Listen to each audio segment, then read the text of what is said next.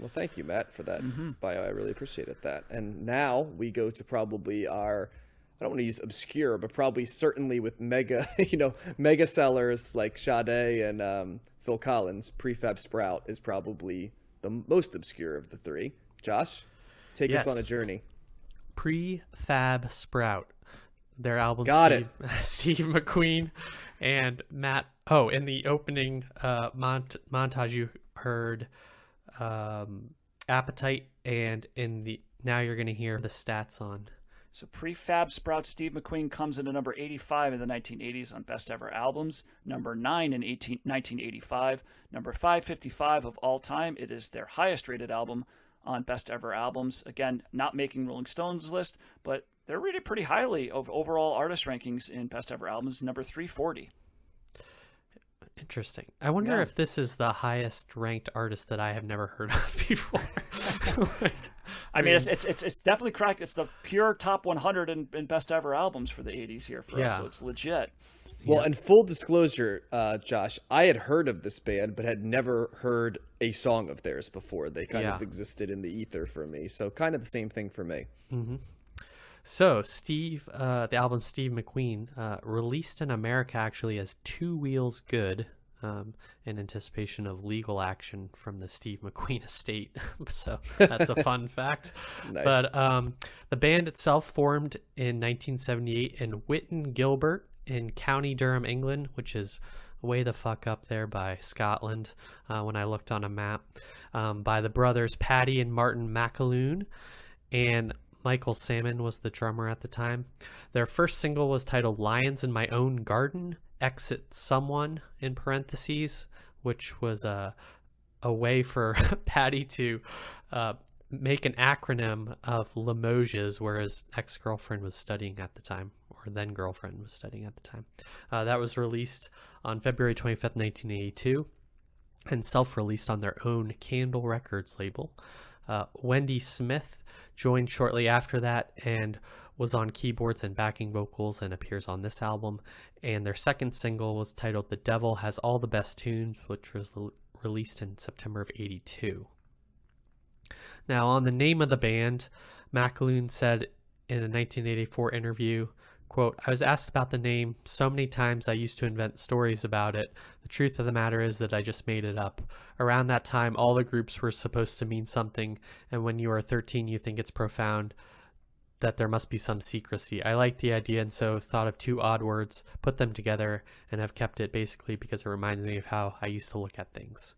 So no secret meaning behind the name of the band.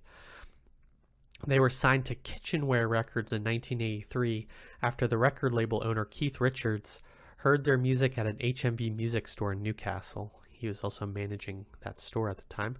Their singles were reissued, and Elvis Costello was said to be fans of theirs or gave them praise off the singles. Salmon left the band, the drummer, and then the band recorded their debut album Swoon with session drummer Graham Lant in Edinburgh. And Swoon, incidentally, is an acronym for Songs Written Out of Necessity, and was released by Kitchenware in March of 1984. So this is a band, or Paddy is a fan of acronyms, it looks like. It received positive reviews and reached 22 on the UK album charts.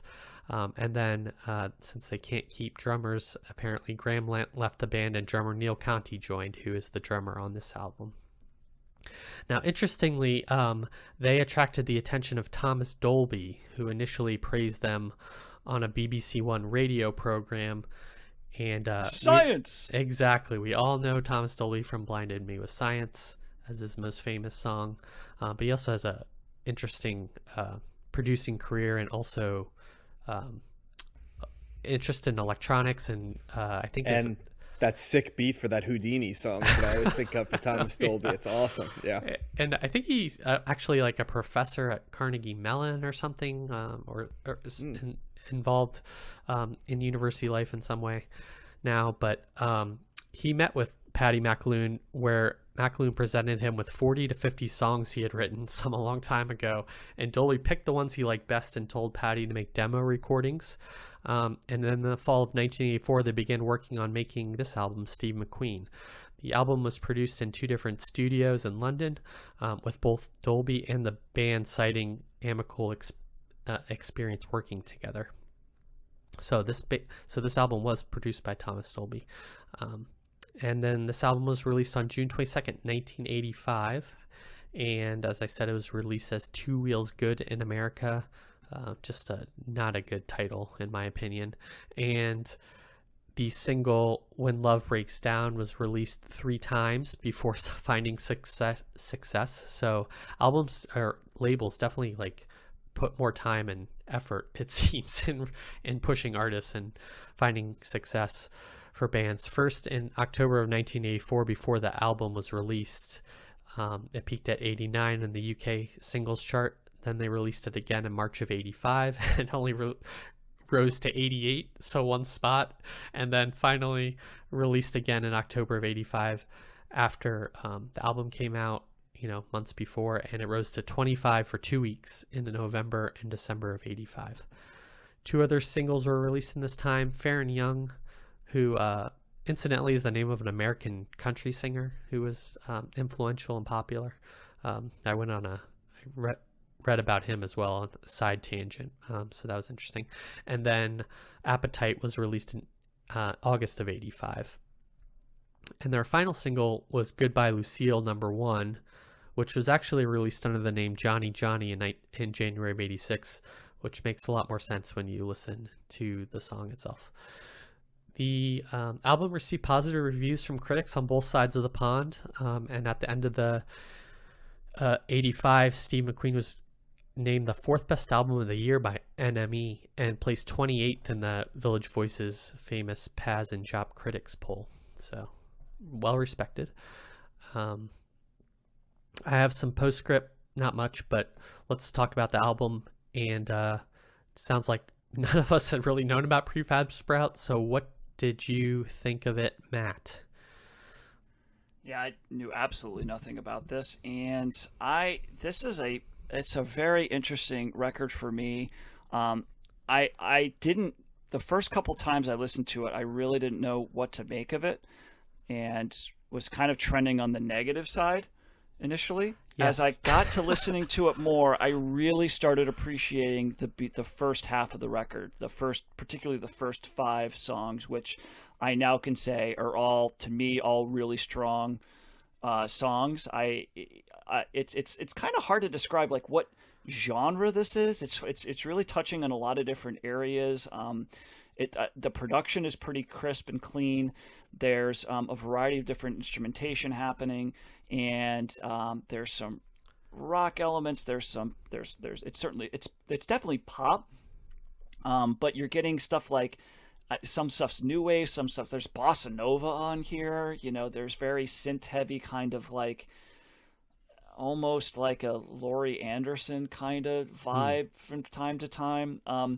But I think that the first 5 songs in particular, they're upbeat, they're catchy. By the end of the week, I was kind of like, I'd be finding myself getting into a little groove with some of them. So that's Fair and Young, Bonnie, Appetite. When Love Breaks Down, it's got a really good chorus, and I really like his voice, the lead singer's voice. On a song like Goodbye Lucille, he kind of there's some belting a little bit more there, and I like how his voice kind of picks up and soars a little bit.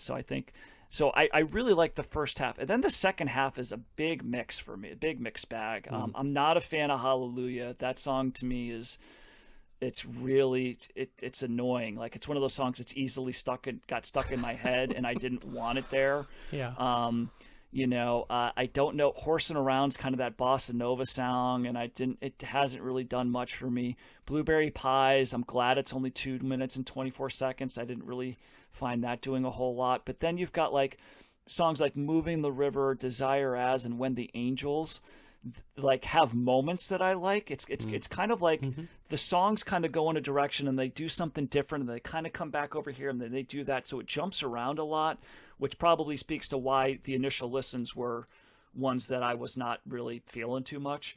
And even now, I'm still like, what's going on here? I'm a little confused by some of the directions that they're going. And so on the one hand, I respect that. It's interesting, and they are trying different things. But I also would say it's still now it's really, over the course of 2 weeks of listening to this off and on, it still hasn't fully landed with me. So there's a lot of different emotions that I have listening to this. It's like a tale of two different records for me. So I think there's enough in here for me to give it a slight thumbs up, and definitely the interesting nature of the variety of sounds that are happening here. I think it's worth listening to. It's unique in that regard, but it's definitely not a full thumbs up, because there's definitely moments here that I'm going, ugh, like I can just skip over that, or I don't like that part, or certain parts within songs, they don't ruin it for me, but they definitely make me less emphatic, about my opinions of them. So really interesting listen, and how my opinion of it morphed over time. I found that interesting as well. But I'll stand up for the first 5 tracks. I think they're really spot on, and that's it. It would be a really good EP. You know what I mean? If you just put those 5 songs on an EP, I'd be all for it. But it's the second half that I start to lose me on. But I'll still give it enough for a little bit of a thumbs up as an interesting record from a band that I had zero frame of reference on. Mm-hmm. I swear to God, Matt, I think you broke in and stole my notes, because it's so similar. I was going to say, that's what mine was too. The first thing I had was, this album baffles me. Like, it was very hard to come up with like a take, because I listened to this. We had 2 weeks, right? So I probably listened to this album as much as any album we've listened to on the podcast to try to get an angle for this.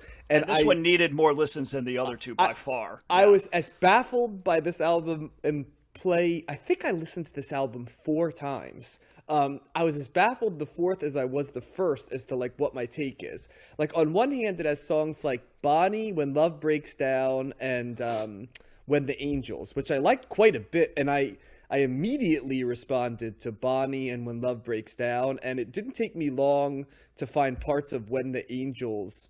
There was even almost like a part in there that had like a little bit of like a ska element to it, just out of the clear blue. And I was like, where did this come from? But like you said, Matt, it's like, here's a weird patch of bossa nova. Here's sort of a jazzy part. Certainly there's a little bit of a new romantic vibe on this, as well as a new wave vibe on this.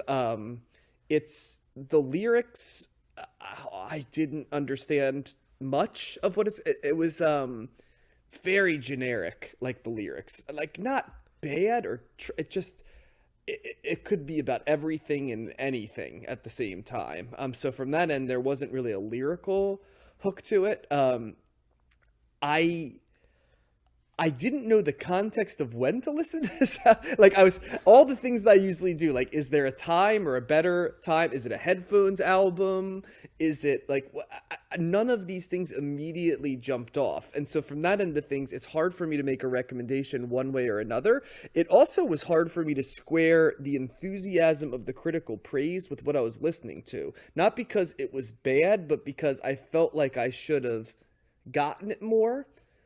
Even if there's been things that I understood the critical praise for, even if it wasn't my thing, right? Yeah. This, or like I immediately got, or it grew and I could get it. Like this one, certainly in no way was it bad, but like at no point did I go, now I've unlocked the mystery as to why this one is the great hidden gem of the 80s. And I think that sounds more negative than what I'm going for, because I didn't dislike the album.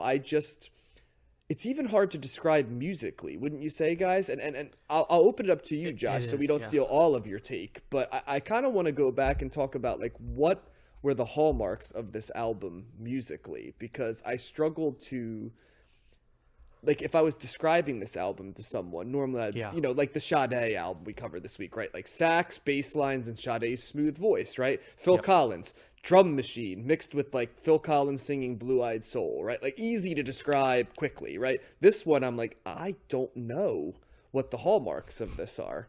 So, Josh, I'm curious. What's your take? Well, I kind of had the same journey you guys went on too.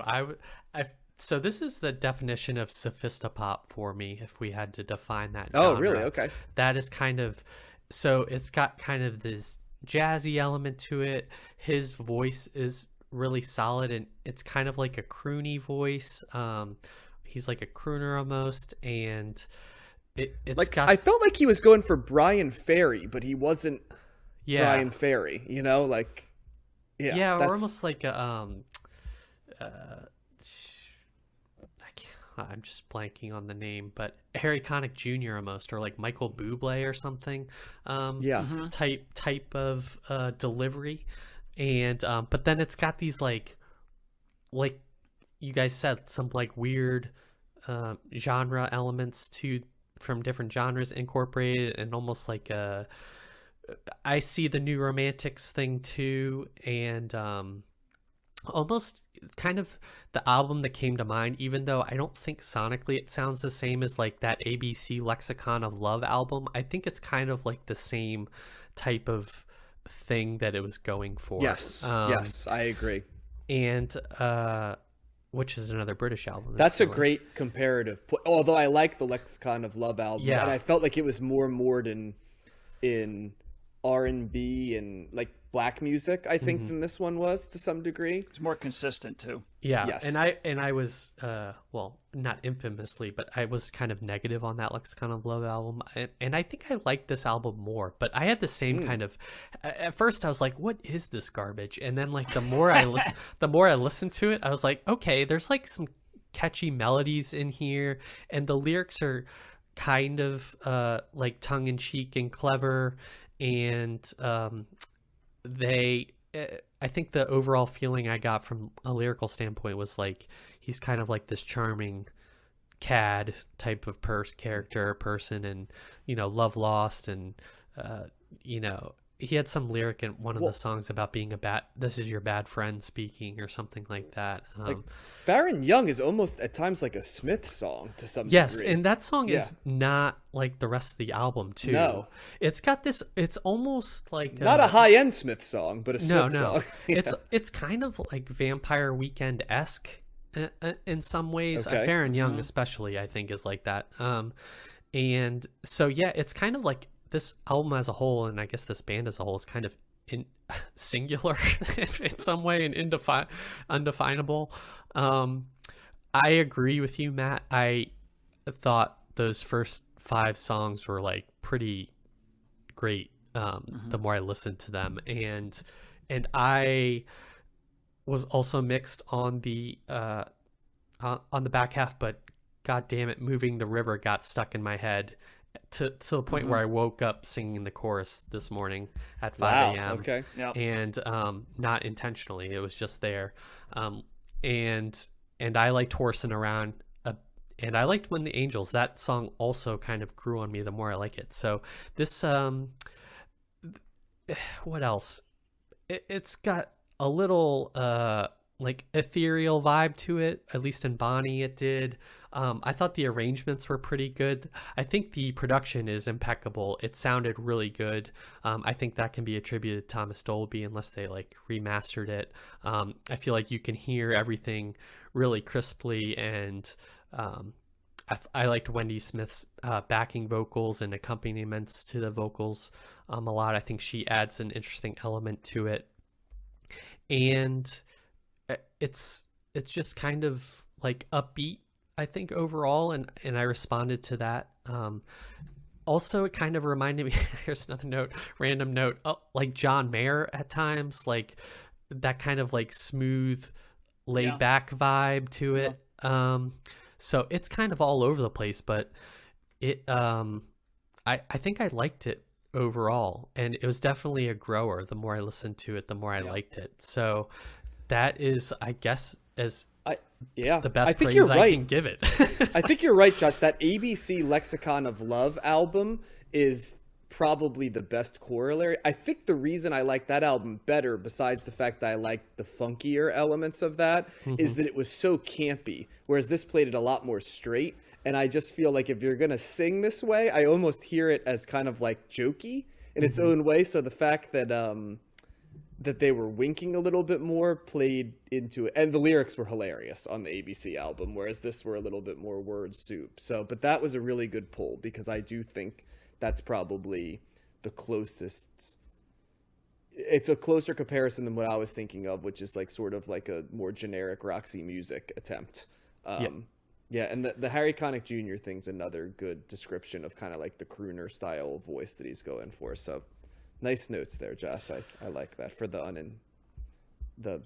uninitiated, I guess, with the sound. Oh yeah, the other band that just really popped to mind that kind of reminds me of this is Fits and the Tantrums. They are like that in some ways. Yeah. So I guess that would be another. Do we need to go to All Music to find out who they say similar artists are influenced by? Let's do that. Okay, I will go ahead and pull that up as you guys give some final thoughts. I also read somewhere in here that some people call this the pet sounds of the 80s. Okay, I don't agree with that, but I would not agree with that take. No. But yeah, like you guys were if you read the Wikipedia part about the critical reviews, that is like shockingly positive feedback. Yeah, I mean, all the reviews on there are like super positive. Yeah. Did you happen to listen to either of you happen to listen to the acoustic versions of these songs that were embedded in this? So there's the re-release of this had acoustic. I actually really like the acoustics. Like it's obviously very stripped down, but like I there's something about the way that he's playing the guitar and everything like that that's they sound very different, obviously, but I listened to that once just because I had some time, and I was a fan of that. I thought that was interesting. So I'll give you 10 of the groups that are similar that we either know or haven't known that would be a little bit, because there's some groups I have no idea who they are. Okay. But it has Aztec Camera, who we've not covered, but I know a little bit of. Who is also name-checked by Robert Christgau when he reviewed this Gotcha. band. Talk, who we're going to cover multiple times but haven't done yet. The Smiths is on here, which I can only see from the first track. The rest did not really sound like it. Squeeze, we covered, but I don't. I think later Squeeze for sure. Brian Ferry, who I brought up here, so that makes sense. The XTC, which I see elements. We covered them, and Orange Juice, who I love that album. I once again, much like the ABC album, I think I liked the version that they did of this sound better. It was a more dance version of this sound, like upbeat version of it. But yes, that's another good comparative point. And then the last one is the Proclaimers, who I really only know through the I Would Walk, 500 miles. And I guess vocally the guy sounds similar, but the rest of the song doesn't sound similar at all. Yeah. Yes. I mean, I guess they're both, you said they're very, geographically, they're kind of from the same neck of the woods, but that's about all I got from that. So there you go. And then that's the similar twos. And then followed bys, right, which we were going for. They have Rufus Wainwright. They have Elliott Smith, Ben Folds, and Bell and Sebastian. And I have to be honest, none of those four jump out to me immediately as being bands that are artists, because it's all solo artists there. Right. That I were like, oh yes, that's very similar to this. And maybe Ben Folds a little bit, maybe, because he's got. I don't really hear any Elliott Smith or Bell and Sebastian in this, and Rufus Wainwright, I mean, maybe a song here and there, but and I think that speaks a little bit too. Yeah, and even they're influenced by is interesting. Steely Dan, sure. Yep. The Bee Gees, Burt Bacharach, George Gershwin. So there you go. Yeah. Marvin Gaye, Randy Newman, the Beach Boys, ABBA, Love. Wow, Forever. That I had to think about that one for a while. And Nick Drake. I mean, there's a theatrical nature to this, right? Yeah. You know, but like not as much as ABC and Orange Juice, which I felt like there was more of the theatrical in both of those. No, but bands. I don't mean theatrical, because I think those other ones are a little bit more boisterous and like big, if you will. This is a little bit more subdued, but there's a little bit of that subtle kind of theater, Sparks. I don't know some of the lyrics. Sparks. Do you see any of them in there? Like that's another bit we talked about. I think more theatrical. Sparks are more theatrical than this. Yeah, absolutely. Yep. I would agree. Performative, but I can see that. Just a little bit of postscript here. They had a kind of a rushed album after this called Protest Songs that they intended to release in 85, but it was actually delayed by CBS, their label, until 89. And then their actual follow-up album came out in 88 titled From Langley Park to Memphis. And it was their biggest success in the UK, with the single King of Rock and Roll reaching number 7 on the singles chart. Their fifth album, Jordan, The Comeback, came out in 1990, was again produced by Thomas Dolby and considered more accessible than their earlier albums. So I'm interested to maybe see what that one sounds like. After a 5-year hiatus, they released an album titled Andromeda Heights in 97, and then Wendy Smith left the band to pursue a career as a voice instructor. In 2001, the band was reduced to the two brothers, and they released a concept album on the American West titled The Gunman and Other Stories. Unsurprisingly, it was critically acclaimed but not commercially successful. And then Paddy McAloon went solo and has continued to use the Prefab Sprout title in certain projects, but due to health issues involving deterioration of both vision and hearing, he's now makes it kind of impractical or even impossible for other musicians to be involved. That's a quote. But he remains fond and grateful of all of his former bandmates. So he's still alive, but maybe not doing as well health-wise, and band's not in what it was. So kind of an interesting short-lived career, I would say, overall, and kind of an interesting idiosyncratic band. Interestingly, it looks like the people that really like this band find the lyrics to be really excellent. Like that they're even all music. It's interesting. They say that the lyrics are witty and inventive and explore human weakness with cynical insight and sarcastic flair. Although 2 sentences later, I think it's interesting, they say, at times, perhaps the lyrics are too trenchant for their own good and the pretensions get the better of him, which probably describes my take on it. Like, what is this? It's word salad, you know what I mean? And so it's just interesting that it could be like, it's great, and also like, but you may also view it this way. So I'm sure when I was saying the lyrics are kind of nothing, I'm sure there's people that are just infuriated by that, but I found them to be kind of just a little word salady and about. It's like that type of thing I don't like, where it seems like it's saying a lot, but it doesn't, to me, say anything because it's too non-specific. So that was kind of how I found the lyrics. So I think I'm a slight thumbs down on this album if I were doing it. I think you guys were a little higher on it than I was.